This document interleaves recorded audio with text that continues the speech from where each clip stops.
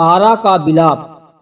प्रिय रामायण प्रेमी भक्तों, जब तारा को बाली की मृत्यु का समाचार मिला तो वह अत्यंत दुखी हो गई और रोती हुई उस स्थान पर आई जहां बाली का शव पड़ा था। तारा और अंगद बाल के शव से लिपटकर बिलख बिलख कर रोने लगे। उन दोनों को इस प्रकार रोते देख सुग्रीव को अत्यंत दुख हुआ। उसके नेत्रों से आंसू बहने लगे। तारा बाली से लिपटकर विलाप कर रही थी। हे आर्यपुत्र, आप जैसे पराक्रमी वीर की राम ने छिपकर हत्या करके अत्यंत निंदनीय कर्म किया है। हे नाथ, आप मौन होकर क्यों पड़े हैं? आप अपने पुत्र अंगद को किसके सहारे छोड़ गए? देखिए वह किस प्रकार से बिलख बिलख कर रो रहा है। हे आर्यपुत्र, आज आप ऐसे निर्मोही कैसे हो गए? हे स्वामी, आप मुझे और अंगद को किसके भरोसे छोड़े जा रहे हैं? सुग्रीव, आज तुम्हारा मनोरथ सफल हो गया। अब आनंद से राज्य का सुख भोगो। आज मेरे पास पुत्र ऐश्वर्य सब कुछ होते हुए भी मैं विधवा के नाम से पुकारी जाकर संसार में तिरस्कृत जीवन व्यतीत करूंगी। पुत्र अंगद, अपने धर्म प्रेमी पिता का अंतिम दर्शन कर लो।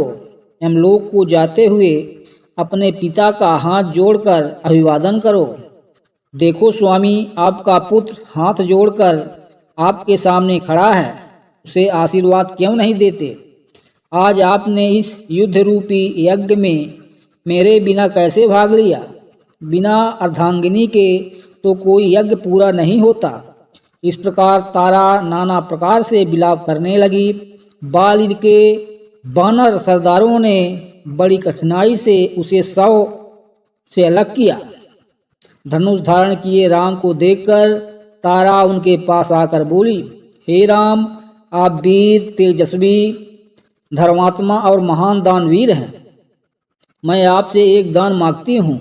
जिस बाण से आपने मेरे पति के प्राण लिए हैं, उसी बाण से मेरे प्राण भी हर लीजिए, ताकि मैं मरकर अपने पति के पास पहुँच जाऊँ। मेरे पतिदेव स्वर्ग में मेरी प्रतीक्षा कर रहे होंगे। तारा के मर्म स्पर्शी शब्दों को सुनकर रामचंद्र बोले, तारा, तेरा इस प्रकार शोक और विलाप करना व्यर्थ है। सारा संसार परमात्मा के द्वारा बनाए गए विधान के अनुसार चलता है। विधाता की ऐसी ही कृपा थी। यह सोचकर तुम धैर्य धारण करो। अंगद की कोई चिंता मत करो।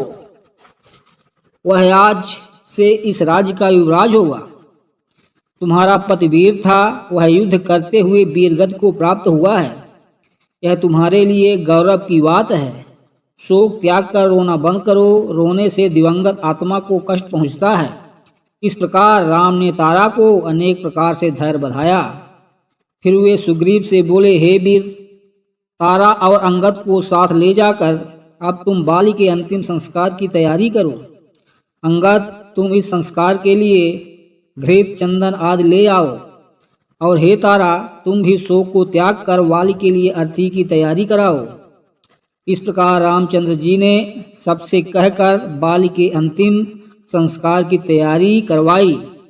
बाल की शव यात्रा में बड़े बड़े योद्धा और किष्किंधा निवासी रोते कलपते स्मशान घाट पहुँचे। स्त्रियों के करुणाजनक विलाप से संपूर्ण वातावरण शोकाकुल प्रतीत हो रहा था। नदी के तट पर जब चिता बनाकर बाली का शव उस पर रखा गया तो संपूर्ण वातावरण एक बार फिर करुण चित्कार से गूंज उठा। तारा पुनः बाल के शव से लिपट गई। वह चिता पर ही उससे लिपटकर विलाप किए जा रही थी। बड़ी कठिनाई से उसको बाली के शव से अलग किया गया। अंत में अंगद ने चिता को अग्नि दी।